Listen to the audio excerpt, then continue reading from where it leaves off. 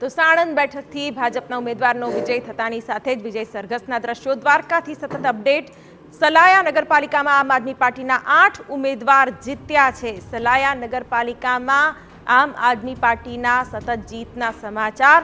8 ઉમેદવારોનો વિજય થયો છે। સલાયા નગરપાલિકામાં મતદારોએ કયા મુદ્દાઓને ધ્યાનમાં રાખીને આમ આદમી પાર્ટીને મત આપ્યા એ પણ મહત્વનો મુદ્દો। ભાવનગરમાં તળાજા, શિહોર, ગારિયાધાર ના પણ જે અપડેટ મળી રહ્યા છે। ત્રણેય નગરપાલિકાના વોર્ડ 1 માં ભાજપની પેનલનો વિજય થયો છે। સોનગઢ તાલુકા પંચાયત બેઠક પર ભાજપની પેનલનો વિજય થયો છે।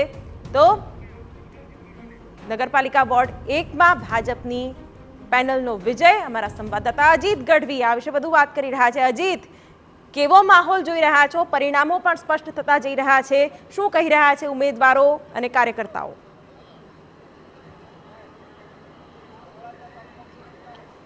શિવાની, વાત કરવામાં આવે તો સ્થાનિક સ્વરાજ્યની ચૂંટણીમાં પરિણામ ધીરે ધીરે આવી રહ્યું છે, જેમાં ભાવનગર શહેર અને જિલ્લાની જો વાત કરવામાં આવે તો ભાવનગરમાં 3 નગરપાલિકાનું અત્યારે મતગણતરી શરૂ છે।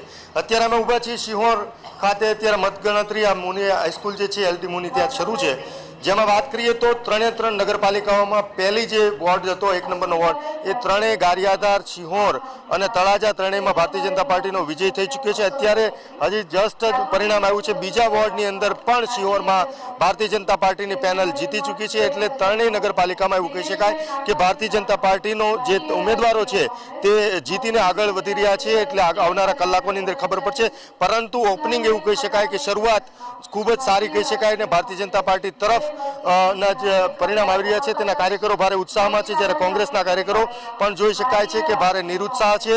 પરિણામ તેના તરફ આવશે કે નહીં તેની રાહ જોઈને બેઠા છે। આ સિવાય જો વાત કરવામાં આવે તો સોનગઢ તાલુકા પંચાયતની એક જે પેટા ચૂંટણી હતી તેની અંદર ભારતીય જનતા પાર્ટીના મહિલા ઉમેદવારનો વિજય થઈ ચૂક્યો છે। આ સિવાય જો વાત કરીએ તો મહાનગરપાલિકા ભાવનગરની એક પેટા ચૂંટણી હતી વોર્ડ નંબર 3ની, જેની અંદર કોંગ્રેસ આગળ છે। આ ભારતીય જનતા પાર્ટી માટે, ભાવનગર શહેર માટે ખૂબ જ ખરાબ કહી શકાય, કારણ કે આ સીટ મને જીતાડવા માટે ભારતીય જનતા પાર્ટીના દિગ્ગજ નેતા કહી શકાય તેવા ધારાસભ્યથી લઈ અને સાંસદ સભ્ય મેદાનમાં ઉતર્યા હતા। જો કે પરિણામ કઈ તરફ જશે તે કહેવું મુશ્કેલ છે, પરંતુ હિંમત મેણિયા કરીને જે ઉમેદવાર છે કોંગ્રેસના તે અત્યારે આગળ વધી રહ્યા છે અને પરિણામ કોંગ્રેસ તરફ જઈ રહ્યું છે। આ સિવાય ભાવનગર જિલ્લાની 3 જે નગરપાલિકામાં ભારતીય જનતા પાર્ટી આગળ છે।